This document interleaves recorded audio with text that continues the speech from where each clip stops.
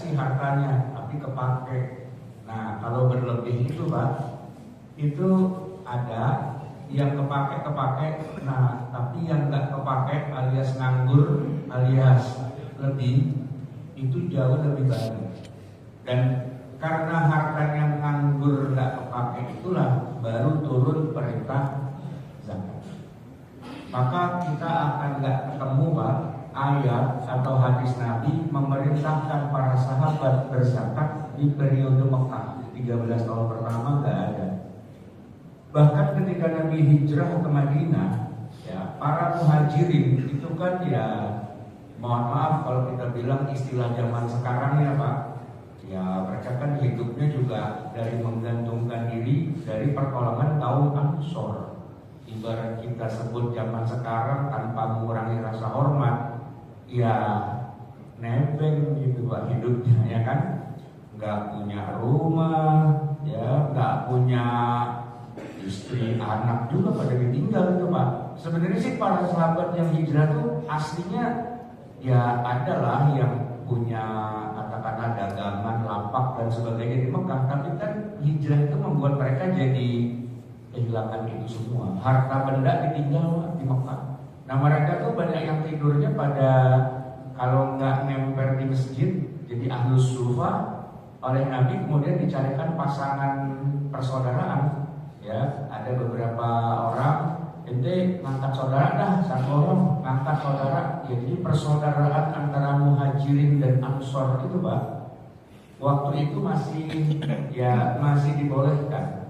Kalau sekarang nggak boleh Pak. Mengangkat saudara itu kan nggak sah dalam agama Islam. Karena mengangkat saudara itu jadi kayak saudara beneran gitu Pak. Kalau misalnya saudaranya meninggal dia dapat warisan. Nah, itu kan nggak boleh, nggak diakui dalam syariat Islam kan. Tapi ketika waktu itu persaudaraan muhajirin ansor itu diangkat saudara itu kayak Nabi waktu di Makkah ngangkat anak, tahu Pak ya? Ngangkat anak, Nabi kan pernah ngangkat siapa namanya itu sahabat yang dulu jadi budaknya Zaid. Zaid bin Harisah ya, itu kan budak. Kemudian Nabi bebaskan. Lalu maksudnya Nabi itu dibalikin ke bapaknya Harisah itu, karena Harisah itu nyari-nyari anak saya hilang gimana, ternyata kata orang dijual di pasar budak, dibeli sama ponakannya Khadijah, dihadiahin kepada Khadijah, Khadijah menghadiahkan lagi pada Nabi. Nah dia lacak ketemu, kata Nabi, oh ini anak ente, ya udah saya bebasin dah, bawa pulang dah, gitu ya. Nah ternyata siapa Zaidnya ini nggak mau pulang Pak. Udah enak tinggal bersama Nabi. Kata Nabi, kamu udah bukan budak, kamu udah saya bebasin. Udah pulang aja tidak sama orang tua. Kata Zaid, enggak, saya di sini aja. Kata mau pulang Pak. Nah akhirnya Nabi bilang ke bapaknya Harisah, Riz, ini kita mau bahasa Indonesia ya. Lo mau nggak? Ini anak lo udah gue pulangin. Nah cuman dia nggak mau pulang. Gini aja dah. Gimana kalau saya angkat jadi anaknya dia? Pokoknya gimana? Pas saya ketemu anak. Nabi itu kan nggak punya anak. Anaknya Nabi itu nggak ada sih. Perempuan kan. Dan kalau perempuan itu zaman segitu nggak terima warisan. Karena perempuan itu bagi syukur Pak. Agak dikubur itu udah syukur gitu kan. Tapi hukum yang berlaku saat itu belum ada warisan. Jadi kalau Nabi meninggal nih nggak ada yang dapat warisan. Nah saya kan nggak punya anak. Nabi punya anak lagi Pak. Ada Qasim, Abdullah, sama satu lagi saya Ibrahim ya kan. Kecil-kecil pada meninggal. Nah yang ada si Zaid ini, gimana kalau Zaid saya angkat jadi anak? Kalau saya mati, warisan saya semua jatuh itu Zaid. Apa kata Harisah? Apapun boleh juga, iya kan? Dan dapat irisan darah dari Quraisy, jadi dapat apa namanya naiklah derajatnya. Maka dia akan jadi anak juga dulunya awalnya. Tapi kan setelah itu dikatakan dalam syariat Islam tidak boleh ada anak-anak. Nah, muhajirin ansor itu juga awalnya sama Nabi dipersaudarakan dia ya mereka jadi tanggung jawab lah ngasih nafkah dan sebagainya. Cuman kan setelah itu dibatalkan. Jadi jemaah sekalian, generasi awal para sahabat itu rata-rata memang kaum duafa baik di Mekah maupun di Madinah. Nah, barulah kemudian mereka lumayan punya duit setelah ya udah mau akhir-akhir kehidupan Nabi Pak. Ketika ini gong pertamanya di tahun ke-7 Hijriah, ketika Nabi berhasil mengalahkan orang Yahudi di Khaybar dan merampas atau menjarah bahasa kitanya kebun-kebun kurmanya orang Yahudi. Ya, emang ini perang, Pak. Dan dalam hukum Islam, kalau yang kalah ya habis ya diambil hartanya, jadi namanya harta rampasan perang. Itu disebut dengan ghanimah. Tahun keberapa itu, Pak? Tahun ke-7 Hijriah. Nah, tahun ke-7 itu udah tinggal 3 tahun lagi Nabi wafat. Berarti para sahabat itu baru mulai berada, ekonominya agak mapan, ya, dan masuk dalam kategori orang yang punya harta lebih itu cuma di 3 tahun terakhir. Nah, setelah mereka duitnya banyak kemana-mana, barulah turun ayat yang memerintahkan zakat. Itu Pak ceritanya. Jadi zakat itu tidak turun perintahnya sejak awal bulan turunnya agama Islam. Enggak. Jangankan zakat, Pak, sholat 5 waktu aja kan belum di awal. Kalau kita perhatikan sholat 5 waktu kan turunnya pada waktu apa? Isra Mi'raj kan tahun keberapa Isra Mi'raj? Tahun ke-12. Bentar lagi mau hijrah, baru ada sholat 5 waktu. Tadinya belum ada sholat 5 waktu. Ya, tadinya ya sholat malam gitu aja, atau sholat pagi dan petang, tapi belum 5 waktu. Itu sholatnya, Pak. Apalagi zakatnya. Baru di 3 tahun terakhir ada kewajiban zakat. Itu pun menunggu dulu ketika ekonominya para sahabat sudah di atas sejahtera. Ketika mereka masih kere, masih miskin, masih ya hidupnya ngandelin orang dan sebagainya, Allah tidak turunkan ayat tentang zakat. Jadi ini yang prinsip paling dasar, zakat itu tidak disyariatkan kepada orang yang tidak punya, ya, tidak disyariatkan. Artinya ya karena memang tidak kaya raya dan berlebih, gitu ya, maka orang tidak bayar zakat itu aman, nggak ada masalah, gitu. Sama haji, Pak. 13 tahun pertama Nabi tinggal di Mekah, mana ada ayat perintah haji? Tidak ada.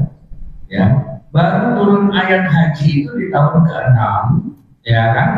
Itu pun Nabi tidak haji. Hajinya Nabi itu tahun berapa? Tahun 10. Yang 6 bulan kemudian Nabi meninggal. Dan perintahnya juga amat sangat spesifik sekali. Walillahi 'alan nasi hajjul baiti man istata'a ilaihi sabila.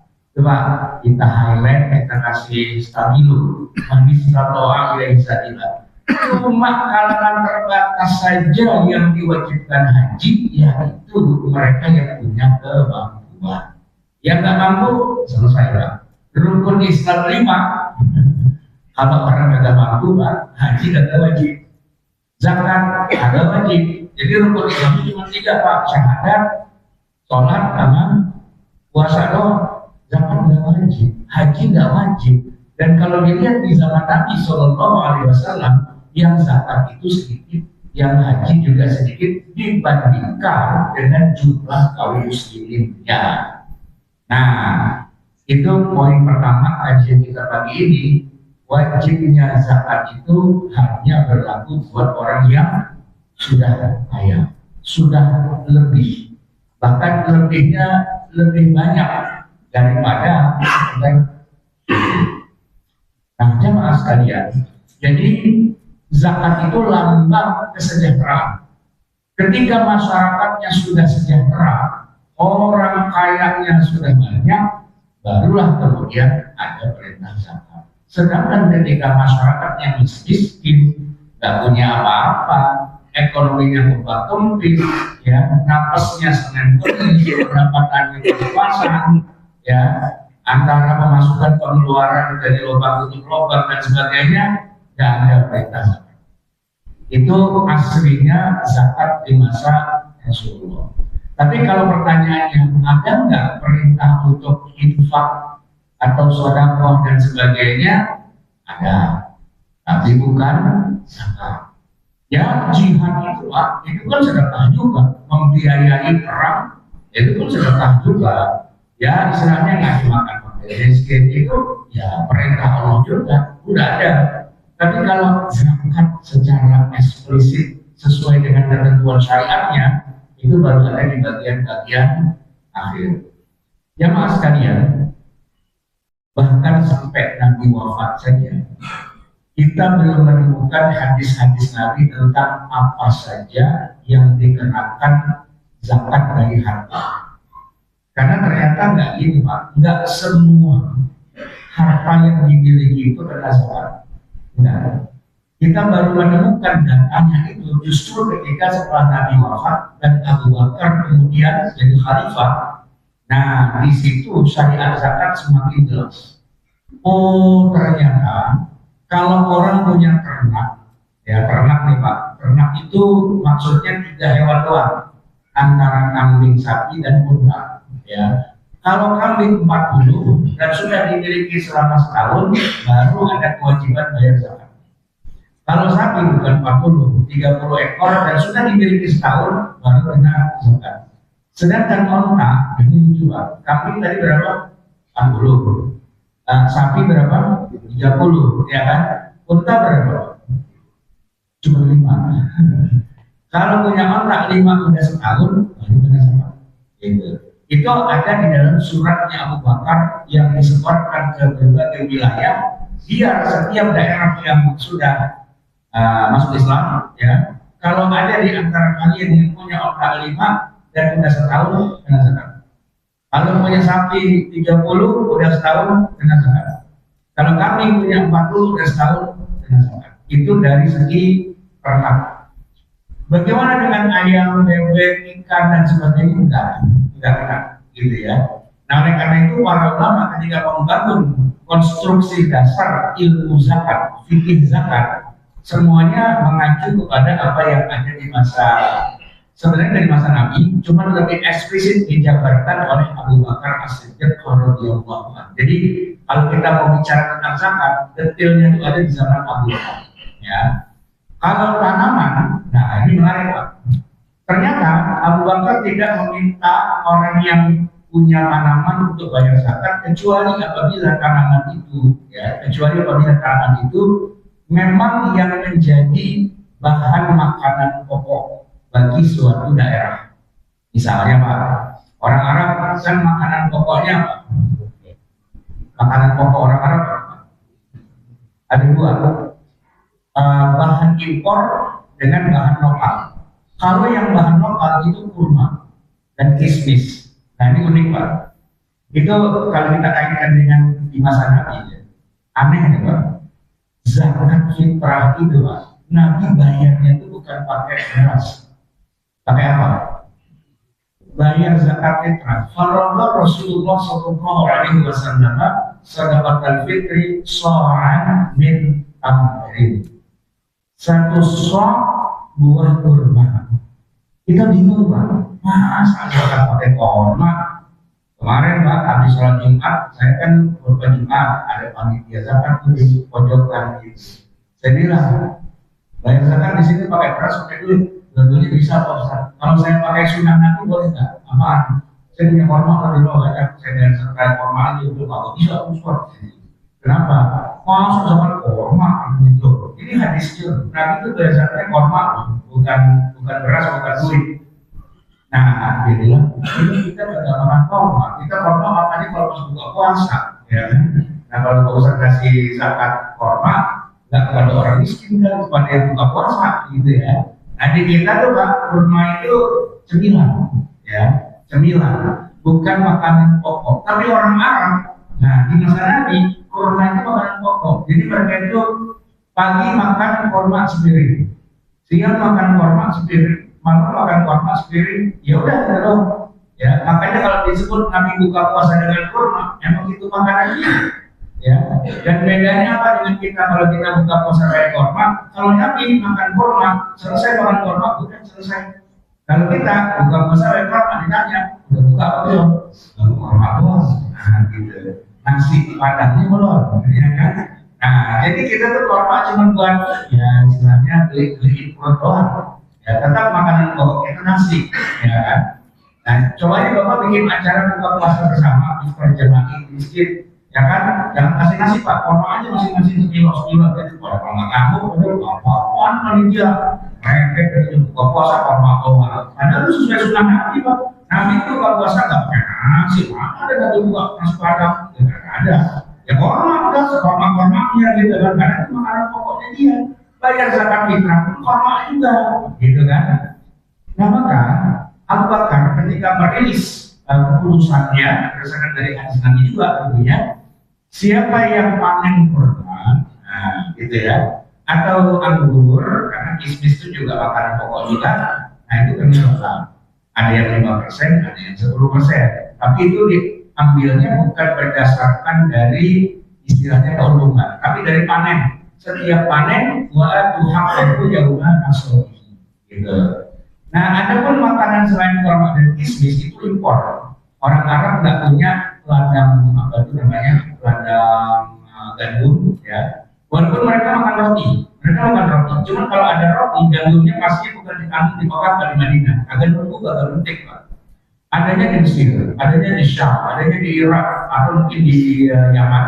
Tapi karena orang Quraisy memang pedagang, jadi mereka dagang salah satunya dagang gandum. Nah, jadilah itu komoditas impor buat orang makan dunia. Ya, tapi makan roti juga. Nah, makanya mereka yang punya tanaman dalam arti itu makanan pokok, apakah gandum, apakah jelai, syair itu dalam bahasa Arab kita itu artinya bangke atau jelai. Kita nggak banyak kenal di Indonesia. Dan ada lagi beberapa tanaman. Pokoknya intinya gini, kalau dia makanan pokok, dia kena zakat. Tapi kalau bukan makanan pokok, apa tuh misalnya? Mangga, pisang, jambu, apa dan sebagainya. Nah itu bukan tanaman yang menghasilkan makanan pokok ya. Atau ente mau panen berapapun terserah, itu tidak ada kewajiban zakatnya. Di zaman kita ada hutan atau perkebunan besar itu biasanya apa kalau kita kelapa sawit ya. Nah, kelapa sawit itu Pak begitu hasilnya, ya kan? Tapi kalau secara ketentuan dari Nabi itu nggak masuk dalam yang harus dizakatkan. Kenapa? Karena orang tidak makan kelapa sawit sebagai makanan pokok. Terus sarapan apa? Kelapa sawit yang enggak, gitu ya kan? Kelapa sawit kan diolah jadi apa sih? Jadi CPO ya, jadi minyak ya. Nah, gitu. Nah itu bukan makanan pokok, nggak masuk. Jadi jemaah sekalian di masa Nabi ternyata walaupun orang itu kaya, tapi kalau jenis harta yang dia miliki itu nggak termasuk spesifikasi, itu nggak dikenakan zakat. Yang unik adalah zakat amrul tijarah. Ini yang kadang-kadang kita orang zaman sekarang punya. Jadi gini, di masa Nabi, kalau orang berdagang, Quraisy dagang ya, dia beli komoditas ya di satu tempat, pasti dia cari yang paling murah sampai berkualitas ya, biar dapat harga yang miring. Lalu tidak langsung dijual Pak, disimpan dulu, distok dulu. Nyetok itu Pak, maksudnya biar harganya naik. Nanti pada saat harganya lagi mahal-mahalnya, yang dia lepas gitu Pak, dengan harga tinggi. Contohnya Pak, orang Quraisy Mekah datang ke negeri Taif ya, sana kan pusat anggur, itu beli banyak tuh anggur, ya kan, murah, lagi panen kan, murah, dia stok gitu. Nanti kalau pas lagi nggak ada anggur dan sebagainya, baru dia jual, itu naik 2 kali lipat, 4 kali lipat, 5 kali lipat, nyetok. Nah, zakat urud tijarah itu adalah zakat nyetok, bukan zakat jual beli, bukan. Orang zaman sekarang masih punya. Kalau orang bisnis Pak, syukur-syukur nggak jangan sampai nyetok. Beli di mana, jual di mana, barang lewat aja nggak usah masuk gudang kita, karena masuk gudang kita jadi urusan itu, ya kan, bisa expire lah, bisa apa dan sebagainya. Lalu kalau orang kita tuh kena pajaknya bukan karena nyetok, ya kan, tapi karena ada transaksi jual beli, ya kan, ada pajak. Nah di zaman Nabi bukan pajak, nyetok. Anda nyetok barang selama setahun, Anda kena zakat. Tapi nyetok ya, bukan beli jual beli jual. Jual beli itu nggak kena zakat. Semakin ekonomi berputar, semakin duit itu berputar, modal dan penjualan berputar, semakin aman dari zakat. Karena zakat bukan pajak perdagangan, bukan pajak trading, bukan. Zakat itu adalah konsekuensi dari orang kaya duitnya lebih dianggurin, tidak diapa-apain, itu yang berdasarkan. Gitu. Makanya emas gitu juga. Kalau di zaman Nabi itu kan emas bentuknya bukan cincin, nggak kalung, iwang, itu bukan. Itu kan perhiasan tapi disepuh emas, gitu kan ya. Nah kalau emas yang sesungguhnya sebagaimana disebutkan di dalam Al-Quran, Al-Quran yang menyebutkan walladzina yaknizuna dzahaba wal fiddah, mereka yang menimbun emas. Jadi dia punya emas Pak, bentuknya koin. Karena pada zaman Nabi itu kan dinar, itu kan koin emas. Fiddah itu koin perak. Nah, dia punya, tapi harusnya ini kan kalau dia punya duit segitu Pak, diputar buat modal dagang, buat modal bisnis, buat ekonomi jalan. Itu harusnya. Dan semoga Allah memberikan keberkahan dalam pertukaran bisnis. Makanya tidak ada zakat bisnis, tidak ada zakat perdagangan, tidak ada zakat jual beli. Yang ada emas Anda ini modal. Kalau Anda nggak putar, Anda timbun kan lebih dari nilai yang seharusnya boleh ditimbun dan sudah stabil. Maka emas timbunan Anda ini mau gak mau kena zakat. Emas yang ditimbun, bukan emas yang dipakai, bukan.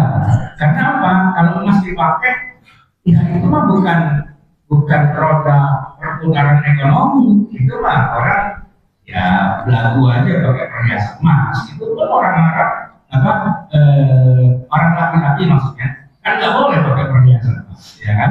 Nah di zaman Nabi kalau ada orang punya emas, bukan cincin, bukan jual, bukan kalung, bukan apa-apa, tapi koin. Koin ini harusnya kalau dia orang kaya diputar agar bisa mempekerjakan beribu-ribu orang, biar bisnis jalan, ekonomi jalan, keberkahan Allah ikut di dalam pertukaran ini. Begitu Anda tahan, nggak boleh bertukar, udah pokoknya cuma tumpuk aja. Nah, resikonya kena denda, ya dendanya adalah zakat. Setiap 85 gram kalau kita ya dianggurin selama setahun, Anda dipotong 1/40-nya. Emas itu dibagi 4, terus kan menjadi seperempat. Nah seperempatnya dibagi 10, berarti 1/40. Kalau pakai angka desimal berarti 2,5%. Karena setiap tahun selama masih dianggurin, gitu Pak. Nah makanya Nabi mengatakan begini, ini ada emas punya orang kaya, dia meninggal Pak. Orang kaya punya emas banyak, dia meninggal. Nah pada saat dia meninggal, dia nggak punya orang yang meneruskan kekayaannya, tapi dia punya anak kecil. Anak kecil di bawah umur setahun 2 tahun yang jadi ahli warisnya, mewarisi emas-emas bapak. Nah, itu kan berarti emasnya anak yatim, bapaknya udah meninggal. Dianya duitnya banyak, emasnya banyak. Kata Nabi, siapa yang bisa jadi wali buat anak yatim ini, itu emas bapaknya tolong diputar. Tolong diputar itu maksudnya diinvestasikan, gitu ya, biar berputar. Agar jangan sampai harta anak yatim ini habis dimakan zakat. Karena kalau didiamin aja Pak, emasnya si anak yatim, kan anak yatim nggak bisa nukerin duit, ya kan? Tapi dia pemilik. Kalau didiamin aja, gara-gara yang punya anak yatim nggak ngerti apa-apa, tiap tahun kena zakat, tiap tahun kena zakat, tiap tahun kena zakat. Biar nggak kena, karena di pamannya kayak saudaranya kayak apa, pakai itu emas, putar, ya kan? Kalau diputar kan dia akan bertambah, ya kan? Sekaligus tidak terkena zakat. Jadi zakat di masa Nabi itu Pak, kayak itu bentukannya, ya kan? Nah, baru kita ngomong zakat hari ini, ya. Zakat hari ini yang tidak sama ya dengan di masa Nabi adalah rata-rata dikejar dari orang miskin dan bukan orang kaya. Itu yang jadi masalah. Ya kan? Orang hidupnya pas-pasan, ya kan?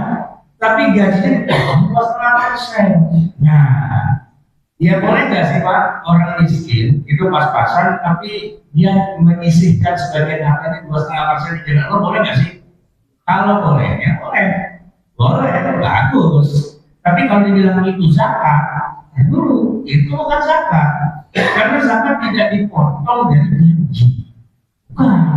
Zakat itu bapak nih, duitnya banyak, ya kan? Terus bentuknya apa nih? Bentuknya emas, ya kan? Udah lebih dari 80 gram, 85, ya, karena misalnya emasnya satu ton gitu. Emas 1 ton, ya kan? Nganggur gak dipakai, nah tiap tahun kena tuh Pak, seperempat terus gitu kan? Emas, ya kan? Dan itu lebih gitu. Kita boro-boro emas Pak, ya kan? Bentuknya duitnya masuk sih. Misalnya pemasukan bulan berapa nih? 10 juta, keluar 16, ya kan? Kayak gitu masih mau infak boleh nggak sih Pak? Ya boleh, kenapa nggak boleh? Tapi kalau dibilang itu zakat, ntar dulu dari mana ketemu kata zakat, gitu kan? Jadi orang miskin boleh Pak, berinfak boleh, bersedekah boleh. Orang yang ya ekonomi pas-pasan tapi dia mau gaji boleh. Saya Pak di rumah mengelola sekolahan madrasah. Dulu sebelum ada bos dan sebagainya, kesian nggak Pak? Kepala sekolahnya gaji cuma 200.000 sebulan. Ya kan? Tapi karena dia ikhlas, begitu saya bayar gaji 200.000, dia bilang, Pak, kasih saya 180.000 aja, yang 20.000 saya mau dijual. Saya bilang, udah amat tuh kalau sekolah, lain gaji cuma 200 saja, pakai minta uang mungkin 20.000 gitu kan? Tapi dia bilang, saya ikhlas Ustaz, saya pengen walaupun saya dapatnya cuma segitu doang, tapi saya pengen berbagi. Cakep banget, cakep banget gitu kan? Serius nih mau? Ya udah, saya potong nih ya, jadinya 150 doang terimanya, tiap bulan kembang 20, bagus Pak. Tapi apa saya bilang itu zakat? Ya enggak lah.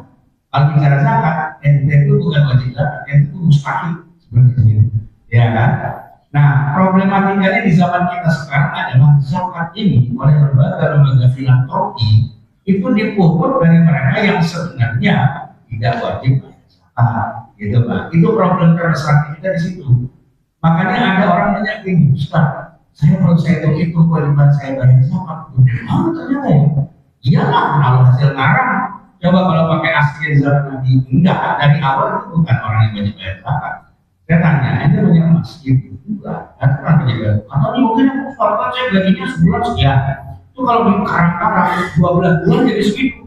Kalau 12 bulan segitu jadi saya merasakan, gitu kan? Itu kan hasil karangan, ya kan? Pada masa Nabi orang dengan gaji pas-pasan dan itu pun baru gajian Pak, udah juga kerja Pak, pergi pagi, pulang petang, angkat timbul, pegal-pegal, pendapatan pas-pasan, ya kan?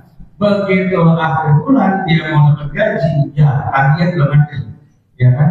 Boro-boro nyisa yang ada nombok gitu. Nah kayak gitu mau dipaksa suruh bayar zakat kan capek kali sebenarnya, gitu kan? Kalau bicara zakat, gitu. Tapi kalau bicara sodako, infak dan sebagainya, itu keren, gitu. Cuma masalahnya lembaga-lembaga filantropi di Indonesia yang jadi masalah, mereka nggak mau pakai istilah infak, Pak. Tetap aja ngomong zakat, gitu kan. Nah kan jadi kacau.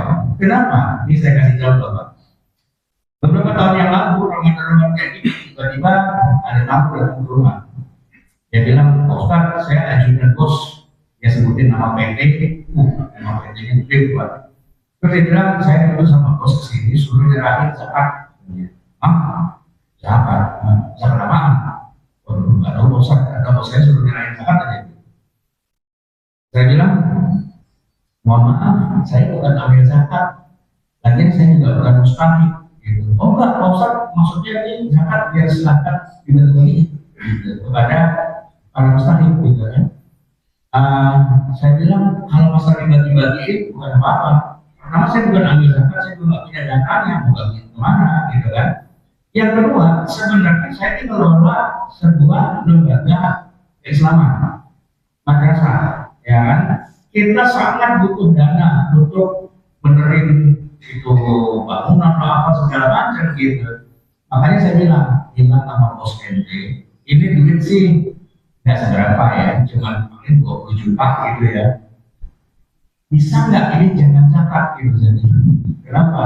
Karena kalau zakat saya nggak bisa buat beli semua, nggak bisa buat beli batu bata, besi dan sebagainya. Karena zakat buat fakir miskin gitu. Dia bilang, ya udah kalau gitu Ustaz saya pulang dulu zakatnya sama bos saya, gitu kan. Besok pagi-pagi dia datang, Ustaz, mama kata bos saya nggak bisa, harus zakat gitu. Ya kalau harus zakat kan saya balikin lagi dah. Kenapa? Lu ngapain kerjaan gua aja, ya kan? Salurin aja kan lembaga ambil zakat bukan ke saya. Tapi kalau buat bikin bangunan boleh katanya. Ya lu bilang zakat kan buat bangunan, bagaimana ini urusannya gitu Pak. Nah ini nih orang kaya semangat agama tapi kurang literasi gitu. Ya kan? Saya bilang kalau yang namanya zakat kan Quran udah bilang inna masyarakat itu wal masakin wal amilina 'alaiha wal mu'allafati ada 8 itu Pak. Nah bangunan rusak enggak termasuk, masjid apa di pesantren enggak termasuk gitu. Makanya saya bilang ini bukan zakat harusnya sedekah aja pahalanya gede. Lagian saya mau tanya, ini kalau bilang zakat, zakat dari harta yang mana? Zakat emas, zakat tanaman, zakat ternak, zakat apa? Enggak kok dari keuntungan perusahaan. Ya perusahaan keuntungan nggak usah bayar zakat apa-apa.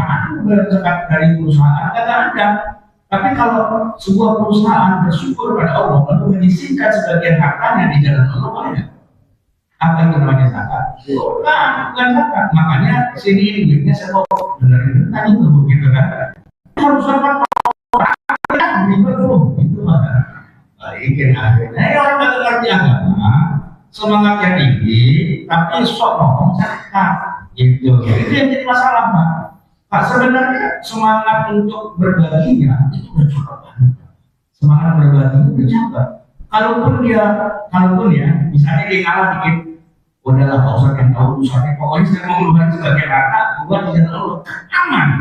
Ini masalahnya bilang, ya ini Pak, gitu. Nah, sok zakat gitu Pak. Nah, itu yang bikin jadi ribet. Harusnya terserah lah Pak Ustadz ngomong apa ya dah, yang penting saya mau keluarin, gitu kan, pakai, misalnya lebih tahu, aman, gitu Pak. Nah di kita itu Pak kadang-kadang, literasi tentang istilah zakat itu kadang-kadang ditarik soal ditarik sini. Saya tanya kepada teman-teman yang mengurus lembaga zakat itu, kenapa sih ente pada ngotot banget pakai istilah zakat? Kan kita jadi keserimpet-serimpet. Karena kalau menurut ilmu syariah, zakat itu tidak diambil dari sembarang orang, tidak diambil dari sembarang jenis harta. Ada hitungannya ketat dan dialokasikan juga dengan orang yang ketat kalau zakat. Kecuali kalau ente maksudnya apapun itu, tapi kita kasih merek aja zakat. Nah itu lain lagi Pak, gitu kan? Kita mau ngeributkan merek apa gimana, gitu kan? Makanya ada yang nanya gini, Pak Ustadz, saya mau bayar zakat tapi nyicil tiap bulan, boleh nggak? Ya saya tanya zakat apaan dulu? Ya pokoknya saya tiap bulan mau ngeluarin aja. Ya itu sih bukan zakat sebenarnya, itu namanya sedekah. Dan di Quran orang sedekah boleh, silakan aja, keluar aja tiap bulan. Gitu. Mau berapa persen? 2,5%. Oh, kalau zakat 2,5%, kalau sedekah, infak, wakaf dan sebagainya, jangankan 2,5%. 100% aja pun, ya kan, aman gitu. Nah, karena itu di situ poin pentingnya Pak, kita bicara tentang zakat ini, zakat secara ketentuan syariah atau zakat cuma sekedar istilah kata doang. Nah, ini yang agak sedikit perlu diluruskan. Karena begini Pak, banyak memang istilah-istilah dalam agama kita yang sebenarnya dia punya pengertian khusus aslinya di Quran atau di hadis. Tapi kemudian di zaman kita istilah itu dipakai di luar konteks. Saya kasih contoh nih Pak. Saya kasih pertanyaan jebakan. Jebakannya gini Pak. Bapak mau jawab benar masalah, namanya juga jebakan. Saya tanya Pak. Apakah wanita muslimah wajib pakai jilbab? Apakah wanita muslimah wajib pakai jilbab atau wajib menutup aurat? Kalau cuma pertanyaannya satu Pak, wajib. Tapi saya tanya, Mana yang wajib? Pakai jilbab atau nutup aurat? Nutup aurat kan? Terus jilbab? Nah, di sini Pak, ini masalah besar. Masalah besar. Kenapa? Kata jilbab di dalam Al-Quran ada. Tapi jilbab yang disebut di Al-Quran itu bukan jilbab yang kita sebut di Indonesia. Kalau orang Indonesia bilang jilbab, ternyata itu bukan jilbab, itu kerudung, bergo, apalah istilahnya kan, yang nutupin rambut kepala, rambut dan sekitarnya. Itu Pak, kalau dalam bahasa Al-Qurannya namanya bukan jilbab, namanya khimar. Itu ada dalam surat An-Nur. An-Nur ya, ayat An-Nur 32 ya. وَلْيَضْرِبْنَ بِخُمُرِهِنَّ عَلَى جُيُوبِهِنَّ. Hendaklah mereka mengulurkan khimarnya sampai ke dadanya. Khumur itu jamak dari khimar. Khimar itu artinya kerudung. Ingat ya Pak ya, kerudung itu khimar di dalam Al-Quran. Tapi di Al-Ahzab 59 ada kata jilbab. Cuma konteksnya bukan suruh nutup aurat, bukan. Ya ayyuhan nabiyyu qul li azwajika wa banatika wa nisa'il mu'minin yudnina 'alaihinna min jalabibihin dzalika adna an yu'rafna fala yu'zain. Nabi katakan pada istrimu, anak perempuanmu dan wanita beriman, wajiblah mereka mengulurkan jilbabnya. Hal itu agar mereka dikenali dan mereka tidak diganggu. Dikenali, tidak diganggu. Pertanyaan, dikenali sebagai apa? Tidak diganggu dalam konteks apa? Itulah orang kita kan kalau baca Quran sepotong-sepotong, dia terjemahan ada di situ. Padahal ayatnya lengkap itu Pak. Jadi gini, jilbab adalah bukan pakaian yang sekedar menutup aurat, tapi pakaian yang besar, lebar, gede, ya kan, yang menutup seluruh tubuhnya, bisa dibungkus, bahkan muat untuk 2 orang, 3 orang sekaligus. Pakaian apa tuh Pak? Kalau di kita ada nggak pakaian kayak gitu yang bisa ngebungkus 2 orang sekaligus? Ada Pak? Jas hujan. Jas hujan. Kalau hujan nih Pak, mantel ada mantel yang model pucuk, ya kan, bisa dipakai buat 2 orang. Nah itu Pak. Tapi kalau saat itu gunanya bukan buat kalau hujan, ya. Gunanya buat kalau lagi malam mau bekol. Kan orang di zaman itu Pak, kalau mau buang air, buang hajat ya, itu kan bukan di dalam rumah, belum ada kamar mandi, buang itu di gurun pasir. Nah, dan itu dilakukan malam. Kalau siang malam mau nggak? Ya kan, ini malam. Kalau laki keluar malam aman. Nah kalau ibu-ibu perempuan gimana? Bisa diperkosa itu, ya kan? Tapi ini kan Madinah, tetap mereka tahu laki-laki yang suka godain orang perempuan dan sebagainya.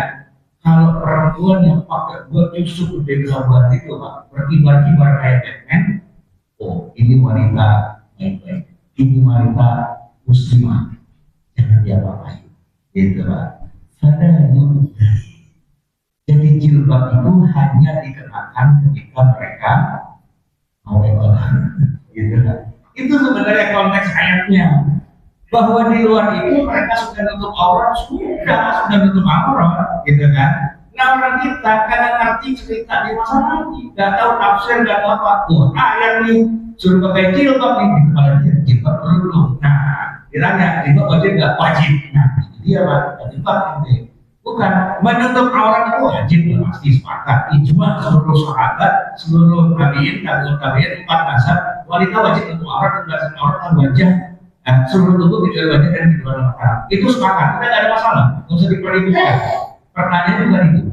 Jilbab itu apa? Nah, itu kan. Jilbab itu apa? Orang kita menerjemahkan jilbab kerudung, itu dia masalahnya. salah kaprah Pak, gitu. Jilbab itu bukan kerudung, jilbab itu mantel, gitu. Ya kan? Dan itu tidak dipakai dalam rangka menutup aurat, bukan, untuk identitas biar tidak diganggu, gitu kan? Masuk ke dalam bahasa Indonesia, jilbab artinya kerudung. Kacau kan Pak urusannya, gitu. Maka orang pada ribut, kalau ditanya dengan pertanyaan tadi, wanita semua wajib nggak pakai jilbab? Wajib benar. Iya kalau jilbab maksudnya menutup aurat, iya.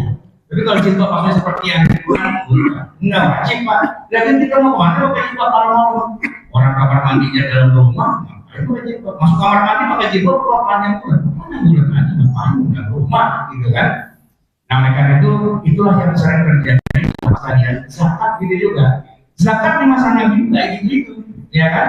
Nah di zaman kita sekarang udah kemana-mana, udah aneh-aneh, udah bagus sebenarnya kan, untuk membantu ini, bantu itu dan sebagainya. Cuma masalahnya itu kenapa pakai istilah zakat sih? Itu aja masalahnya, ya kan?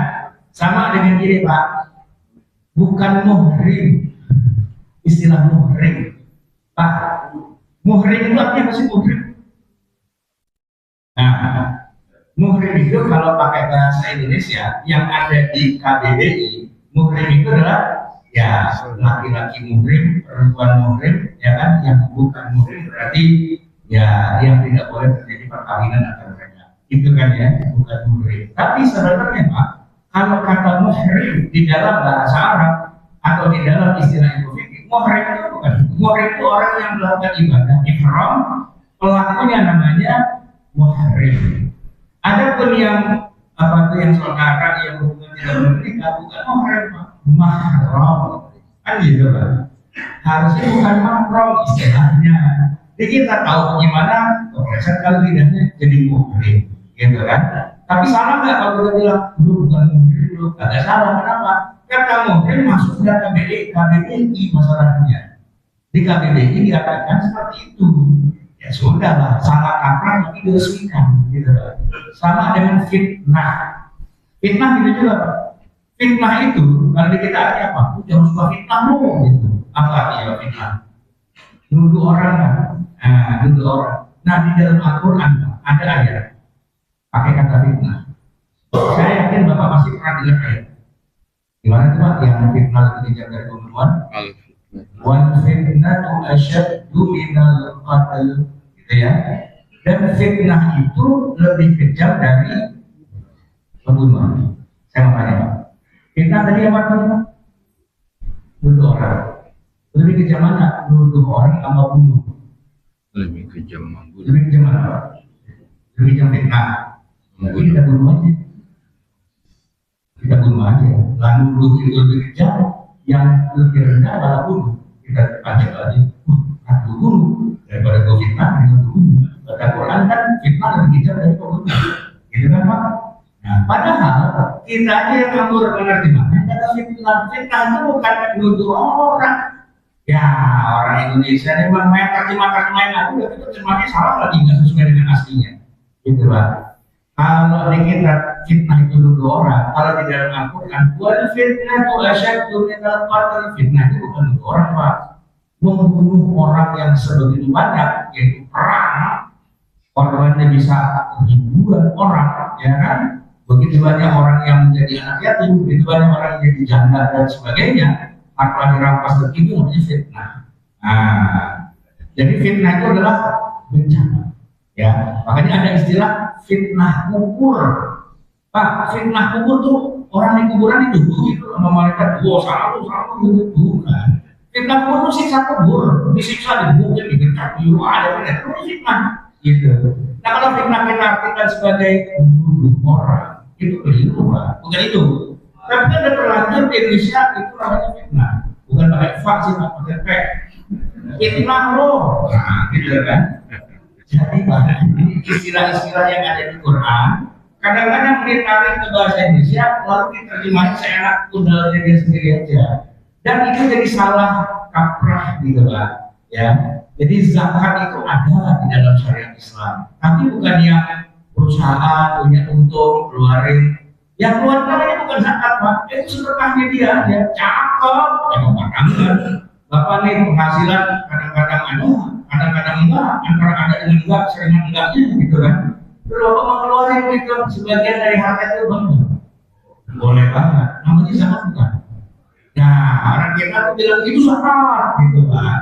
Tahunya cuma zakat doang, padahal ada infak, ada sodako, ada wakaf, ada macam-macam, Pak. Ya kan?